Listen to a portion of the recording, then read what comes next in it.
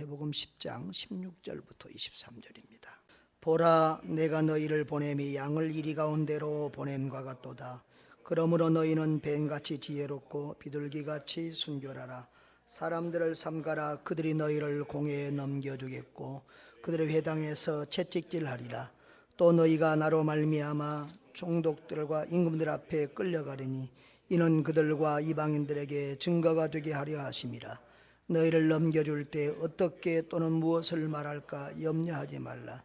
그때 너희에게 할 말을 주시리니 말하는 이는 너희가 아니라 너희 속에서 말씀하시느니 곧 너희 아버지의 성령이시니라. 장차 형제가 형제를, 아버지가 자식을 죽는 데에 내주며 자식들이 부모를 대적하여 죽게 하리라. 또 너희가 내 이름으로 말미암아 모든 사람에게 미움을 받을 것이나 끝까지 견디는 자는 구원을 얻으리라.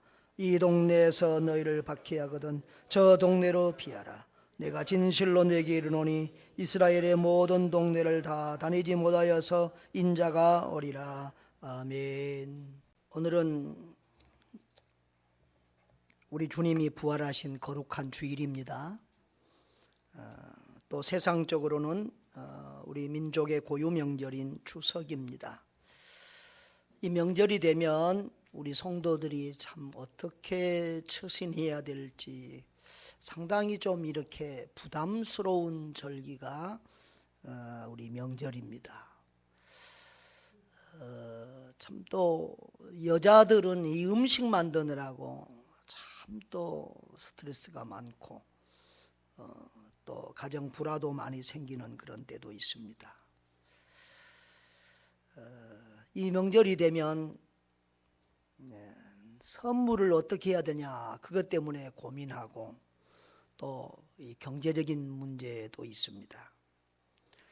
또 부모님을 찾아뵙고 효도하고 친척들에게도 또 이렇게 인사하고 해야 되는데 또 이런 문제, 그리고 불신 친척들을 만나면 또 전도를 해야 되는데 또 거기에 대한 어떤 부담감들, 무엇보다도 가장 큰 부담감은 믿지 않은 집에서 예수 믿는 사람들은 이 우상 숭배와 제사 문제가 큰 걸림돌이 됩니다.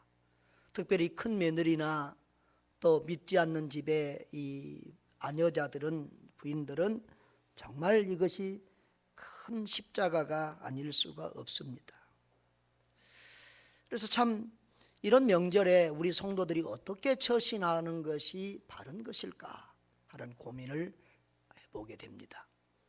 저도 예수 믿으면서 그런 어려움을 많이 겪었기 때문에 그런 고난을 당한 우리 성도들을 보면 제가 마음이 참 이렇게 애처로워요.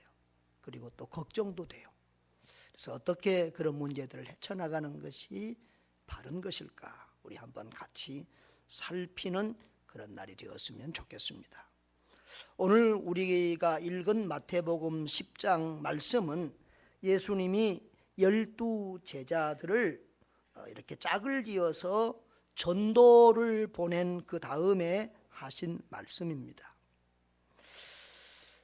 이 제자들을 이 세상 가운데 전도자로 보내는 것은 양 같은 성도가 이리와 같은 악인들이 득실되는 세상에서 사는 것과 같다는 것입니다.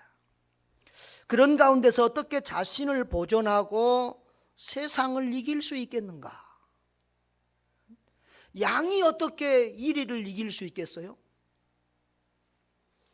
어떻게 세상이 다 더러운데 그 세상 가운데서 우리가 때묻지 않고 순결하게 살 수 있겠어요?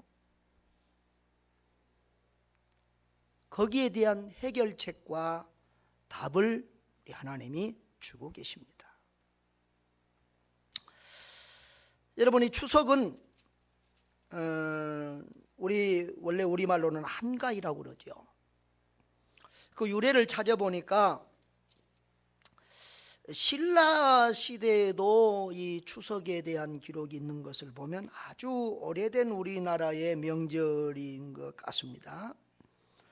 신라 우리왕 때 왕녀 2사람을 시켜서 6부의 여자들을 반으로 나눠서 7월부터 이 길쌈, 그러니까 배를 짜는 일을 하게 했답니다. 그래가지고 8월 15일 보름까지 경쟁을 시켜서 그 성적이 안 좋은 팀, 그러니까 진 팀이 이 술과 음식을 마련해서 이긴 쪽을 대접했다고 합니다. 그래서 그때 노래하고 춤추며 온갖 놀이를 다 했는데 이것을 가배라고 했습니다. 그 가배라는 말이 오늘날 한가위라는 뜻으로 이렇게 변화가 되었습니다. 그래서 한가위라고 할 때는 한이라고 하는 말은 큰 그 말이죠. 그리고 가위는 가운데라는 뜻이 있습니다. 그래서 8월의 한가운데인 이 추석을 한가위라고 부릅니다. 또 가을을 초추, 중추, 종추 이 세 달로 나누었을 때 음력 8월 15일은 딱 중간이 되는 거예요. 그래서 중추절이라는 이런 말을 쓰기도 합니다. 고려시대에도 추석 명절을 지냈고 조선시대에 들어와서는 이 유교를 숭상했던 조선시대에서는 아주 이것을 성대히 해서 선대왕에게 추석제를 지낸 기록도 있고 1518년 중종 13년에는 설하고 단오와 함께 이 추석을 3대 명절로 정하기도 했습니다. 이 추석 명절은 이 절기 중에서도 명절 중에서도 제일 먹는 것이 풍성할 때죠. 왜냐하면 가을 추수를 마치고 하기 때문에 먹는 것이 제일 풍성할 때예요. 그리고 이 추석 명절에는 음식을 해가지고 가난하고 어려운 사람들 이웃까지도 서로 나누어 먹고 이렇게 지냈어요. 그래서 이때는 누구든지 배부르지 않고 배고프지 않고 잘 먹을 수 있는 그런 때였어요. 그래서 우리 더도 말고 덜도 말고 한가위만 같아라 하는 말이 그래서 생겼다고 그럽니다. 근데 이 추석은 우리 기독교적으로 말하자면 땡스기빙 데이, 추수감사절하고 비슷한 의미가 있어요. 실제로 인터넷을 보니까 외국인들에게 추석을 이렇게 소개해요. 더 코리안 땡스기빙 데이란 말이죠. 한국식 추수감사절이라는 거예요. 그러니까 가을 추수를 다 마치고 그 풍성한 곡식을 거둬들이고 과실과 열매들을 거둬들이고 우리 믿는 자들은 그것을 하나님께 감사해야 되는데 믿음이 없는 우리 조상들은 또 유교나 불교를 숭상했던 우리 조상들은 그 감사를 우상에게 하고 그 감사를 우리 죽은 조상 귀신들에게 했다 그 말입니다.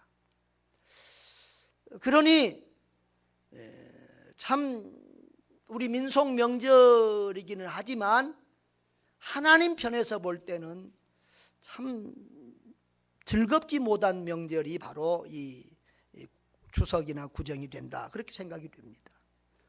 그러니까 아주 이 집단적으로 우상 숭배를 하는 이런 절기 때문에 저는 이 명절이 될 때마다 아주 마음이 무겁고 좋지를 않았습니다.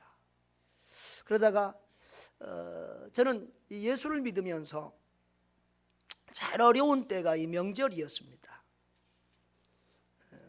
어떤 분들은 들은 분도 있겠지만 저도 믿지 않는 이렇게 집안에서 믿는 집안에서 자라신 분들은 이런 어려움이 없죠. 우리 박 장로님도 아까 아침에 식사하면서 장로님 마을은 거의 다 믿는, 교회가 100년이 넘어가지고 거의 다 믿는 집이라는 거예요.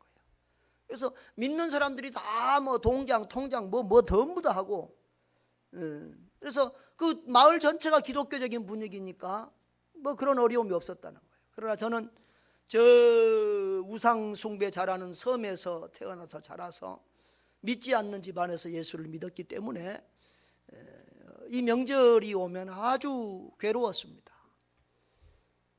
또 예수 믿고 나서 명절에 내려갔더니 그래서 그 명절에 또 가서 이 산소에도 가고 했더니 전부 다 우리 집안이 또 식구들이 많으니까 몇십 명 서서 절하는데 혼자 서서 기도했더니 또 그것도 또 말이 많고, 그래서 에이 내가 이 다음부터는 차라리 안 내려온다.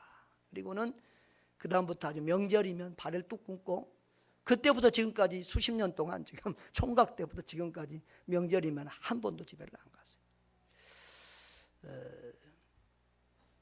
그리고 막 이 명절에 그 차 밀리면서 또 오고 가는 것도 고통스러운 일이기도 하고, 또 이 명절에는 내가 더 우리 깨어있는 그리스도인들이 더 깨어서 참 이 나라와 민족을 위해서 울면서 기도해야 될 때다 싶어서 명절에만 오히려 금식하며 기도할 때도 있고 했었습니다. 그런데 참 제 개인적인 마음에는 이 명절, 이 우상 숭배와 관계된 우리 명절이 없어지고 기독교적인 문화가 조금 활발했으면 좋겠어요. 설도 구정 말고 신년 셌으면 좋겠고, 추석도 이 추수감사절로 그냥 이렇게 했으면 좋겠고, 네. 그래서 어떤 교회는 이 추석에 추수감사절을 하는 교회도 혹간이 있다고 그래요. 그런데 그게 어려운 게, 우린 추수감사절에 더 잘 모이고 많이 해야 되는데 뭐 성도들이 다 뭐 명절이라고 뭐 세상 명절이라고 하니까 이건 분위기가 또 안 되는 거예요. 참 그래서 이런 고민이 돼요. 그런데 자꾸 교회에서 이 명절, 이 세상 명절 분위기를 없애고 교회의 명절이 추수감사절, 부활절, 성탄절이 더 큰 명절입니다. 우리는 이날 즐기고 이날 선물하고 이날 뭐 해야 됩니다 해도 이게 한국 문화에서 참 잘 안 맥혀요. 전에는 제가 우리 교회에서도 명절 때 자꾸 뭘 이렇게 명절세라고 먼저 들어서 그건 내가 싫어했어요. 아니 그거 하지 말고 절기 때 좀 많이 하자고 막 그랬는데도 이게 나 혼자 어떤 이런 그 명절 분위기를 이기는 게 참 어려워요. 그래서 가만히 제가 기도하고 생각하면서 이 나라의 어떤 명절이나 이런 것도 또 우리 일반 성도들이나 세상에는 또 작지 않은 중요한 문제고, 또 우리 기독교인들만 사는 것이 아니라 세상의 불신자 가족들과 살아야 되니까 또 이 명절을 좀 더 긍정적으로 적극적으로 또 우리가 생각하고 해야 될 필요가 있다. 그래서 요즘은 조금 긍정적이고 적극적인 부분들로 좀 생각을 해보려고 그래요. 그래서 이럴 때 정말 가족끼리 또 화합하는, 교제하는 좋은 시간도 가지고, 믿지 않는 이웃과 친척들에게 전도하는 기회도 삼고, 또 가난하고 어려운 이웃들에게 사랑을 베푸는 그런 기회로 삼았으면 좋겠다, 그런 생각이 있습니다. 아무튼 이 추석 명절에 우리 성도들이 가장 참 주의하고 어려운 것은 이 우상 숭배가 아닐까 합니다. 오늘 본문에 보면은 예수님이 제자들을 세상에 보내면서 우리 16절이 중요합니다. 16절 다 같이 한번 읽어봅시다. 시작. 보라 내가 너희를 보냄이 양을 이리 가운데로 보냄과 같도다. 그러므로 너희는 뱀같이 지혜롭고 비둘기같이 순결하라. 아멘. 자, 예수님이 제자들을 세상의 전도자로 보내면서 염려하고 걱정하는 부분입니다. 양 같은 성도들, 양 같은 제자들을, 여기 성경은 이 성도들을 양으로 표현한 곳이 많이 있죠. 그런데 여기 이리 가운데로 보냄과 같다 그랬는데, 이 이리는 이 세상의 불신자들과 악한 자들을 두고 하는 말입니다. 예수님이 바로 양을 이리 가운데로 보냄과 같이 마음에 걱정과 염려가 있습니다. 그래도 예수님은 우리끼리만 그냥 살자 하지 않고 그 세상으로 제자들을 보내고 있습니다. 이것이 우리 기독교가, 우리 그리스도인들이 가지고 있는 아픔이고 사명입니다. 우리 예수 믿는 우리들끼리 명절 지내고 우리들끼리 밥 먹고 우리들끼리 따로 했으면 좋겠는데 그건 또 아니라 이거야. 저 이스라엘에도 에세네파 같은 데는 쿰난 공동체라고 해서 그 성지순례 가면은 쿰난 지역에서 자기들끼리만 따로 저 멀리에서 살았어요. 그러나 그 공동체는 나중에 없어져 버리고 말죠. 우리는 절처럼 저 산속에 들어가서 어디 광야에 가서 우리끼리만 사는 그런 식의 기독교 공동체를 이루어서는 안 된다고. 우리는 세상이 죄와 악으로 이렇게 쌓여 있고 거기에 이리떼들이 있다고 할지라도 우리는 그곳에 가서 그들에게 예수 그리스도의 복음을 증거해야 된다는 거예요. 그들을 예수님 앞으로 인도해야 된다는 거예요. 그들에게 우리의 죄를 대신 지고 죽으신 십자가의 주님과 부활의 주님을 소개해야 된다는 거예요. 그래서 우리는 세상이 악하고 더럽고 거기에 이리떼들이 있고 우리는 양처럼 연약하지만 그럼에도 불구하고 우리는 그것으로 가야 된다는 것입니다. 그런데 바로 그들에게 가는 우리의 모습이 바로 이리떼 속으로 보내는 양과 같다, 예수님이 그렇게 표현합니다. 그러면서 우리는 그들 속에 갈 때 뱀같이 지혜롭고 비둘기같이 순결해야 된다, 그렇게 말씀하십니다. 여러분, 이 두 가지 따라합시다. 지혜롭고 순결하라. 이 두 가지가 얼마나 우리 전도자에게, 선교사에게 중요한 말인지 모릅니다. 우리 성도들이 살아가는 데 있어서 붙들어야 될 두 가지의 중요한 핵심 단어예요. 따라합시다. 지혜롭고 순결하라. 제가 선교지에 있으면서도 얼마나 선교사의 삶을 살 때 이 두 가지 말씀을 묵상하고 붙들었는지 몰라요. 여러분, 양이 이리하고 그냥 맞붙어서 힘으로 싸워서 됩니까? 안 됩니까? 돼요? 안 돼요? 안 돼요. 우리가 불신자들과 우리하고 힘으로 싸워서 우리가 돼요? 안 돼요? 불신자가 더 많아요? 우리가 더 많아요? 불신자가 더 많아요. 또 그리스도인들은 혈과 육의 전쟁을 하는 사람들이 아니라고 성경이 그랬어요. 우리는 영적 전쟁을 하는 사람들이. 그러니까 혈과 육으로 불신자들과 악한 사람들하고 멱살 잡고 뭐 두들펴고 싸워서는 안 돼요. 그러면 우리는 양인데 어떻게 이리에게 안 잡혀 먹고 이리를 이길 수 있느냐 이거죠. 그러려면 뭐가 있어야 돼요? 지혜가 있어야 돼요. 그런데 믿음 없이 순결 없이 지혜만 있으면 잘못하다 그들에게 넘어가 우리도 같이 죄짓고 떼묻게 돼요. 그러니까 하나님이 주신 지혜를 가지고 그들을 이겨야 되고, 그러면서도 우리는 우리 신앙을 순결하게 지키고 보존해야 된다는 거예요. 아까도 말했지만 너무 순결만 강조해서 떼묻지 않으려고 그 사람들 안 만나고 불신자들 안 만나고 우리끼리만 하면 우리는 전도하고 선교하지 못해요. 세상의 빛과 소금이 되지 못해요. 우리는 교회 속의 빛과 소금이 아니라 어디의 빛과 소금이에요?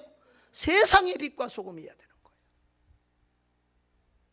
자, 그러면서도 우리가 그들에게 잡혀 먹히지 않고 그들을 주께로 인도하기 위해서는 우리가 지혜로워야 돼요. 성령님이 주시는 지혜를 얻어야 된다, 그런 말입니다. 그래서 오늘 이 전체적인 오늘 본문 전체 핵심은 바로 저 이리 가운데에서 사는 양인 우리 성도들은 뭐처럼 살아야 된다? 뱀처럼 지혜롭고 비둘기같이 순결해야 된다. 그런데 여러분, 뱀이 좋습니까? 나쁩니까? 와,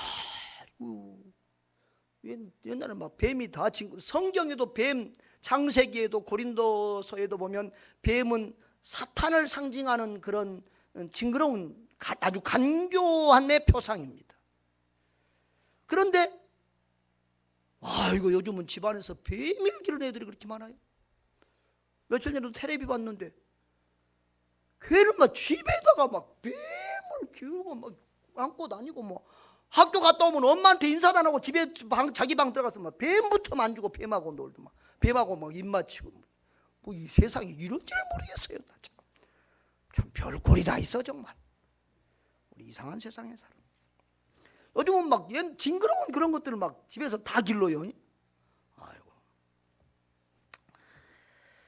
사람들이 하여튼 이상해지고 있어요. 이상해지고 있어요. 하여튼 그런데 여기서는 뱀이, 참 성경에서 뱀은 부정적인 동물로 이렇게 뭐하고 있는데, 여기서는 뱀이 아주 지혜로운 동물로 표현이 되고 있어요.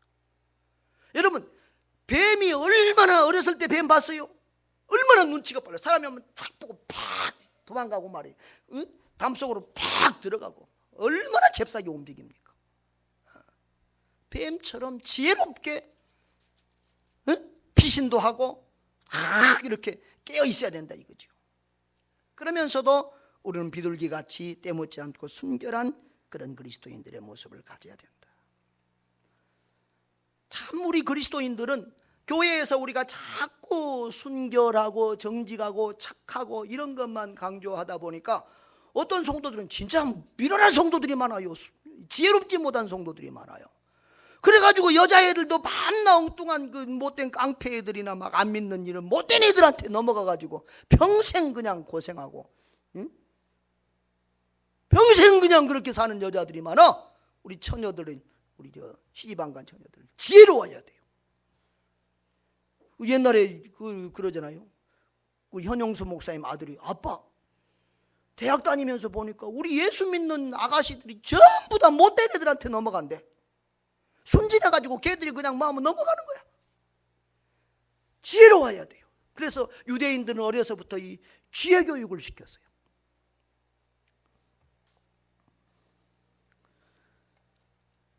이 옆에 우리 가게, 여기 바로 유치원 옆에 가게 있잖아요. 거기 가게가 자리가 참 안 되거든요. 그래서 2달 만에 또 넘기고 2달 만에 넘기고 계속 2-3달마다 주인이 바뀌는데 항상 가서 보면 예수 믿는 사람들이 들어와요. 왜 그런 거예요? 예수 믿는 사람들이 순진해갖고 누가 말하면 그냥 넘어가. 그래가지고 들어오고 밤낮 예수 믿는 사람들이 그래갖고 엄청 손해보고 나가요. 여러분, 지혜로우시기를 바랍니다. 그러면서도 우리 신앙인들은 순결하고 깨끗하고 정직하고 착하게 살아요. 이 2가지가 같이 있어야 돼요. 순결하다고 해서 바보 되면 안 된다. 바보하고 순결한 것하고는 다릅니다. 깨끗하면서도 우리는 지혜로워야 돼요. 그러면서도 지혜로우면서도 뱀같이 간교하면 안 돼요. 지혜로우면서도 죄짓고 이러면 안 돼요. 지혜로우면서도 우리는 정직하고 깨끗하게 살아야 돼요. 예수님은 성도들을 세상에 보낼 때 세상에서 성도들을, 전도자들을 세상이 어떻게 한다고 했어요? 환영한 것이 아니요, 이리처럼 잡아먹으려고 그래요. 불신자들은 17절에 보면 너희를 공회에 넘겨준다 그랬어요. 또 총독과 임금들, 예수님 때문에 18절에 나로 말미암아 예수님을 인하여 총독들과 임금들에게 끌려가고 또 거기서 재판을 받게 되고 그렇게 된다는 거예요. 그리고 21절에는 이제 그런 이방인들 그런 문제가 아니고, 다른 사람들 문제가 아니고 21절에는 형제가 형제를, 아버지가 자식을 죽는 데에 내어주며 자식들을 부모를 대적하여 죽게 하라. 다시 말하면 가족끼리 불화와 문제가 생긴다는 거예요. 성도가 가면, 신자가 가면, 전도자가 가면. 여러분, 그런 경우 많지요. 예수 안 믿을 때는 평안했던 집안이 믿는 사람 한 사람 생기면서 그때부터 불화가 생겨. 그래서 너 때문에 우리 교회 가정이 문제라고 그러면서 그때부터는 이제 제사 문제부터 주일날 주말이면 여리저리 놀러 가야 되는데 주일날 교회 간다고 가족끼리 놀러 안 간다고 그러니까 이제 그때부터 이제 문제가 생기는 거예요. 그리고 또 무슨 문제가 생겨요? 남편이 돈 벌어두면 헌금, 막 여자가 또 집에 가서 그 교회에다가 헌금하거든. 그런 것들 때문에 갈등이 생기는 거예요. 그래서 우리 교회도 보면은 남편이 안 믿는 집은 주일날 어떨 때는 뭐 잡혀가고 막 끌려가고 막 그래요. 옛날에 내가 인천에서 목회할 때 그 한 집사님은 지금은 이제 우리 그 봉투에다가 이렇게 그냥 도장만 찍어줘. 옛날에는 11조 봉투하면 매달 그 1년짜리 봉투에다 액수까지 다 적어줬다고. 그 남편이 벽돌 공장 다니는 분이거든. 근데 벽돌 공장 다녀서 뼈 빠지게 돈 벌었더니 부인네가 보니까 또 계산해 보니까 이게 보통 교회에다 갖다 헌금한 게 아니야. 그래가지고 막 만나를 때려 패고 교회 못 나가게 하고 막 그런 적도 있어요. 새벽기도 나가면 막 잡아 패고 막 그런 적도 있었어요. 그래도 이기고 나와서 그분이 여전도 회장님 되고 했었는데, 아무튼 이런 핍박과 고난들이 우리에게 가족끼리 문제가 생기는 거예요. 실제로 아직 우리나라에서는 그렇게 심하지 않습니다만은 지금도 저 이슬람권이나 이런 데서는 가족이 그 무슬림들은 아주 심합니다. 그래서 자기 가족 중에서 예수 믿으면 오빠가 동생을 죽여버리고 부모가 자식을 죽여버리는 이런 일. 그래서 그런 것은 법적으로는 물론 금지되어 있지만 공경이나 문화적으로는 이것은 명예살인이라 해서 그게 알면서도 용인되는 이런 상황입니다. 그래서 예수 믿는 것 때문에 많은 사람들이 감옥에 가고 죽고, 며칠 전에도 제가 인터넷에 보니까 파키스탄에서 10살짜리 소녀가 그 코란 요절 적히는 종이 쪽지 하나 버렸다고 해서 그 무슬림이 고발해가지고, 그것도 정상적인 아픈 아이예요. 고발해갖고 그 아이가 재판받고 있단 말이죠. 그 이슬람 것은 이 자기들 코란을 태우거나 이렇게 모욕하면은 사형이에요, 사형. 그래서 지금 미국에서 마호메트를 좀 이렇게 조롱하는 그런 영화 만들었다고 그래서 온 세계 지금 무슬림들이 데모하고, 리비아에서는 대사관을 불태우고 대사를 죽이고 이런 일들까지 있잖아요. 그러니까 지금 우리는 이런 성경의 얘기가 뭐 어디 끌려가서 재판받고 뭐 죽임을 당하고 이런 얘기가 남 얘기 같지만 남 얘기가 아니라 지금도 저 북한이나 저 이슬람 국가나 저 불교 힌두권 국가에서는 이런 일들이 이루어지고 있다는 거예요. 우리도 좋은 시대 태어나서 그렇지 100여 년 전에 태어났으면 우리도 그랬어. 지금 저 합정동 쪽에 가면은 절두산이라고 있습니다. 절두산. 절두라는 말이 뭐예요? 절은 자른다는 말이고, 두 뭐요? 머리를 자른다는 얘기예요. 가톨릭이 우리 기독교보다 먼저 우리나라에 전래되어서 왔는데, 이 처음에 가톨릭을 믿는 사람들은 우상숭배라고 제사를 안 드리니까 그때는 이 제사가 아주 조선시대 때는 아주 가장 중요한 그런 효로 쳤단 말이죠. 그래서 제사 안 지내는 사람들을 머리를 잘라서 죽였어요. 그래서 얼마나 많은 사람들이 형장에 이슬러 사라졌고 저 한강물이 피로 물들었어요. 초창기에 우리 예수 믿는 우리 기독 신도인들은 얼마나 이 제사 때문에 핍박을 받고 며느리 집에서 쫓겨나고 이랬는지 몰라요. 이건 너무너무 큰 문제, 영적 전쟁이었어요.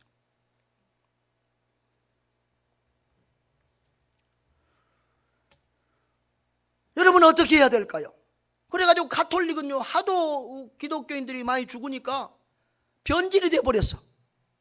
지난번에 우리 오성재 목사님 와가지고 뭐 말해서 변화돼야지 변질되면 안 된다고 그러는데 변질이 돼가지고 다른 나라에서는 다 하면 안 되는데 한국은 그거 제사 지내는 게 문화다 그래가지고는 그냥 한국 성도들에게는 제사 지내도록 허용을 해버렸어요.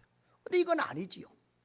여러분, 제사는 반드시 이건 우상숭배예요. 한번 볼까요? 저 뒤에 한번 성경 한번 보십시오. 고린도전서 10장, 빨간 줄 표시하세요. 고린도전서 10장 20절에서 21절.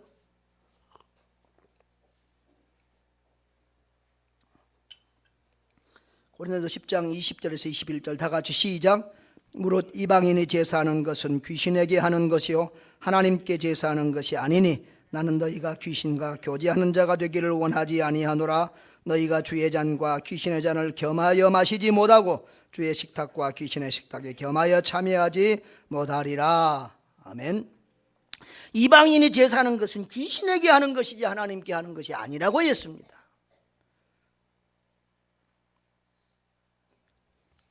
여러분, 제사가 우상 숭배가 아니라고 하면 우리 주기철 목사님이나 손양원 목사님이나 한상동 목사님이나 주남선 목사님이나 옛날에 신사참배 안 하고 감옥에 가고 순교당한 분들은 다 개죽음한 사람들이에요.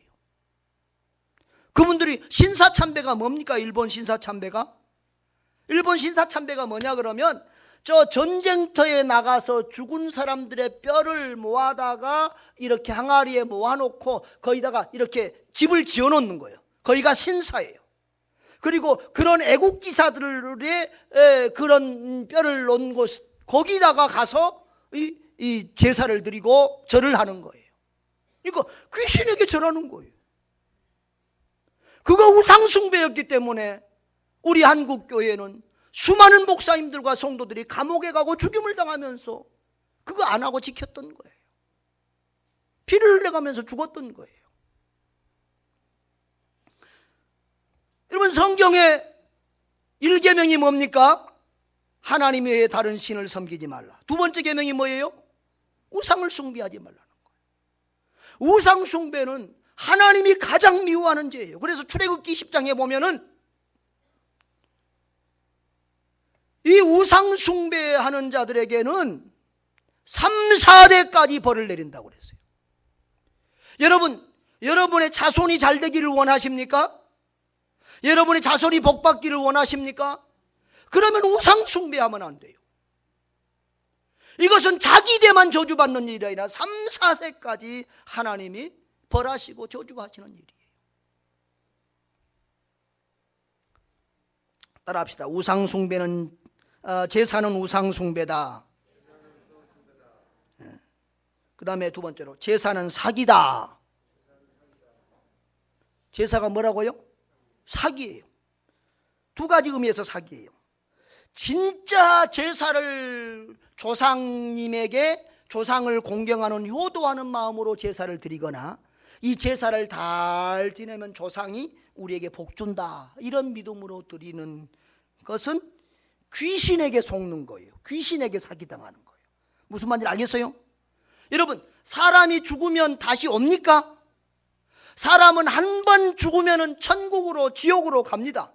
믿는 자는 천국으로 불신자는 지옥에 가는데 한 번 죽은 영혼은 돌아오지 못합니다. 돌아오지 못해요. 그러면 떠돌아다니고 뭐 부모 흉내내고 조상 흉내내는 귀신들은 뭐요? 그것은 사탄의 졸개인 귀신들이에요. 부모의 영이 아니에요. 우리 조상의 영이 아니에요. 그러니까 조상신 섬긴다고 진짜로 제사 지낸 사람들은 누구한테 사기당하는 거예요? 사탄 마귀에게 제사 지내면서 사기당하는 거예요. 그 다음에 어떤 사람들은요, 그거 차려줘도 조상이 와서 안 먹는 거 알고 가짜인 줄 알아. 그런데 아이고 이게 좀 제사 잘 지내고 그래야 남이 효도한다고 그러고 내 마음도 편하고 그러니까 제사 지내는 사람들이 있어. 그것은 뭐 짜는 거예요? 사람한테 사기치는 거예요. 효자인 척하고. 그 부모님이 와서 못 먹는 거 못 드시는 줄 알면서도 효자인 척 티내고 자기 자신들을 위로하는, 살아계실 때 효도 못한 죄를 자기 자신들을 위로하는 자기 자신에게 사기치는 짓들이에요. 따라합시다. 제사는 우상숭배다. 제사는 사기치는 거다. 귀신한테 사기를 당하든지 남에게 사기치는 거예요. 왜요? 좋은 거 차려놨다가 다 누가 먹어요? 조상이 먹는 게 자기들이 먹어요. 요즘은 제사상이 별것 아닌 것처럼 보이지만 옛날에 우리 어렸을 때는 정말 가난하고 못 먹잖아요. 그런데 언제 쌀밥 먹어요? 이 명절 때하고 제사 때만 쌀밥 먹는 거예요. 그때 과일도 먹고 그때 고기도 먹고 그날이 잘 먹는 날이에요. 살아계신 부모님에게는 생전 그런 거 대접 못했어. 그런데 죽고 나서 제사상 차렸다 쥐들이 먹어. 이게 무슨 효도요? 여러분, 불신자들은요, 제사 가는 것을 아주 순교적으로 갑니다. 제사 잘 지내야 효도인 줄 압니다. 이게 마귀 사탄에게 속는 일입니다. 죽고 난 다음에 제사를 상다리 부러지게 차리면 뭐하고, 며칠 동안 차리면 뭐 합니까? 아무 소용없습니다. 살아있는 우리 그리스도인들은 살아 계실 때 효도해야 됩니다.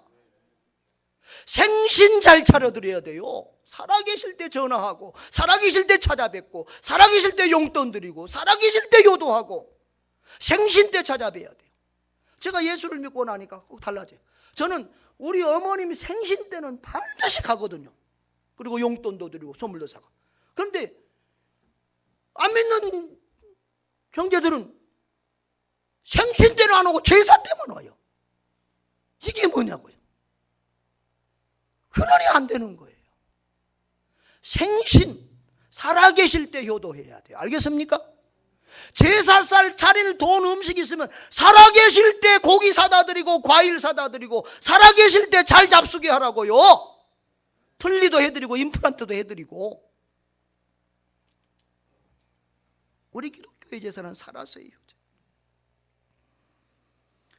그리고 이 명절에는 그러면 제사 안 지내면 뭐합니까? 우리는 예배 드려야 되죠. 예배 드리는데 추도 예배, 추모 예배 이런 말은 조금 성경적으로 안 좋아요. 응? 돌아가신 조상을 추모해서 드리는 예배. 그러니까 예배의 주인공이 꼭 조상 같아요. 그러니까 우리는 추석절 가정 예배, 추석 감사 가정 예배 이런 식으로 우리가 드리면 돼요. 그런 예배 하지 말고. 그래서 우리가 돌아가신 또 조상을 기억하고 또 그 조상 우리 아버지 어머니 어르신들에게 감사하는 것은 죄가 아니에요. 그러나 다 예배의 중심이 하나님이 돼야 되고 하나님께 감사하며 영광 돌려야 될 줄 믿습니다. 이 추석에 이 오곡백과 모든 것을 하나님이 주셨는데 하나님께 감사해야 이게 정상적인 추석이고 정상적인 이런 명절이 되는 것입니다. 여러분, 사단 마귀는 우리를 여러 가지로 이렇게 일처럼 잡아먹으려고 하고 우리를 저 재판 자리에 넘겨주고 가족들 가운데서도 미움을 받게 합니다. 22절에 보면 모든 사람에게 미움을 받아. 가족들 간에 불화가 생기고 예수 믿는 것 때문에 불신자 모든 사람들에게 대중들에게 미움을 받고 그리고 23절에 너희가 박해를 받고 이렇게 되게 된다 그 말이에요. 예수 믿으면 그런 고난이 있어요. 이런 고난이 있는 성도가 정상이에요. 그러면 우리는 어떻게 해야 되느냐? 그들 가운데 이리 가운데서 뭐처럼 하라고요? 뱀같이 지혜롭고 우리가 취해야 될 성도가 그런 고난과 핍박 가운데 취해야 될 태도입니다. 뱀같이 지혜롭고 비둘기같이 순결해야 돼요. 그리고 17절에 보면 사람들을 삼가라 그랬어요. 주의하라 조심하라 그런 말이에요. 사람들을 주의하고 조심해야 돼. 항상 늘 깨어서 이리들이 나를 삼켜먹지 않도록 저 불신자들이 내 믿음을 빼앗아가지 않도록 나를 죄짓게 하지 않도록 깨어서 정신 차리고 조심해야 된다 그 말이에요. 이해가 되십니까? 그리고 그렇게 고난받고 끌려가고 어쩌고 저쩌고 할 때 19절에 보면은 염려하지 마라 이거 염려하지 마라 이겁니다. 그런 사람들을 만났을 때 염려하지 마라. 오히려 하나님이 우리를 증인으로 쓰시기 위해서 성령님이 그렇게 하신 거라 이거예요. 그때 하나님이 그 불신자들을 만나면 안 믿는 친척들을 만나면 우리에게 전도할 말을 우리에게 주신다 이거예요. 할렐루야.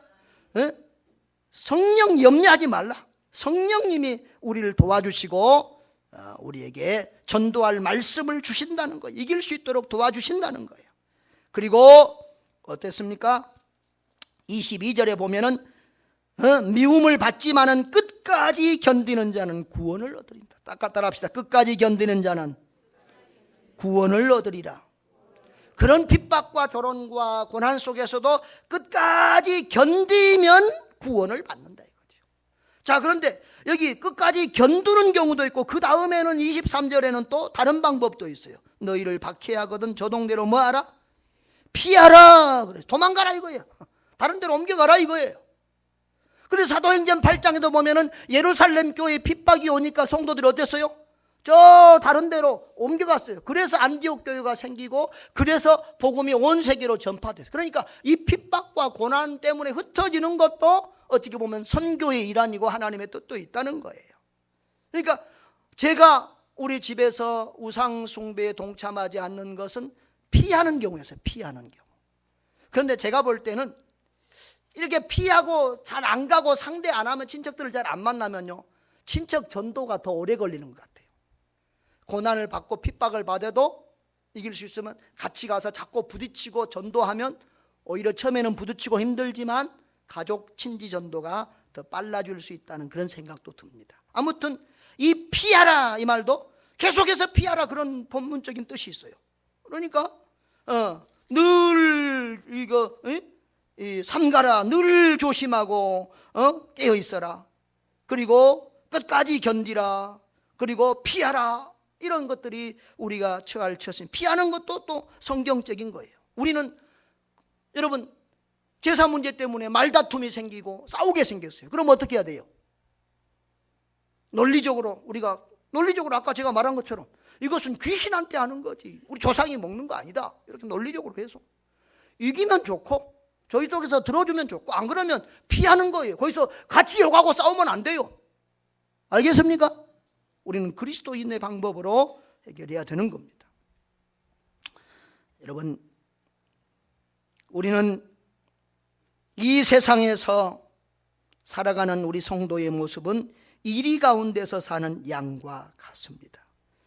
그때 우리는 뱀같이 지혜롭고 비둘기같이 순결해야 합니다. 죄와 타협하면 세상의 친구는 될 수 있어도 예수 그리스도의 제자는, 그리스도의 성도는 될 수가 없습니다. 또 지혜 없이 신앙의 순결만 강조하다 보면 우리는 도피주의자가 되고 전도와 선교의 살 열매를 맺을 수가 없습니다. 그러므로 우리는 세상으로 내려가되 뱀같이 지혜롭고 비둘기같이 순결해야 할 것입니다. 이 추석 명절에 가난한 이웃들을 돌아보며 함께 나누는 사랑 실천의 명절이 되시기를 바랍니다. 우상 숭배하지 말고 도리어 전도의 사명을 잘 감당하는 여러분 될 수 있기를 바랍니다. 그래서 이 고난의 명절을 영혼 구원의 열매와 가족 사람의 기쁨으로 채우는 여러분 되시기를 바랍니다. 뱀같이 지혜롭고 비둘기같이 순결하여 전도자의 사명 잘 감당하고 이 땅에서와 하나님 앞에서 영원히 복을 받는 여러분 되시기를 주의 이름으로 축원합니다.